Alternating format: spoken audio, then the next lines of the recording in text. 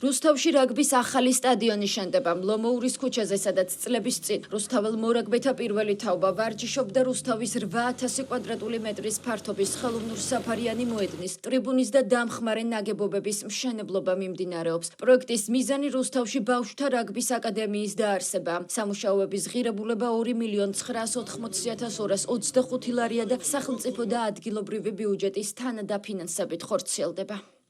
პროექტი, რომელიც დღეს რუსთავში ხორციელდება, განსაკუთრებით მნიშვნელოვანია, იქიდან გამომდინარე, რომ ახალი რაგბის სტადიონი მოემსახურება ასობით ახალგაზრდას, აქ შეიქმნება ბავშვთა რაგბის აკადემია და ძალიან ბევრი ახალგაზრდისთვის იქნება წარმატების ადგილი. ჩვენ ახლა ვიმყოფებით ლომოურის ქუჩაზე, სადაც რაგბის ახალი სტადიონის მშენებლობა მიმდინარეობს. ამ სტადიონზე მოეწყობა ბავშვთა რაგბის ახალი აკადემია. ქალაქში მიმდინარეობს ბევრი ინფრასტრუქტურული პროექტი, რომელიც სპორტის განვითარებას უწყობს ხელს.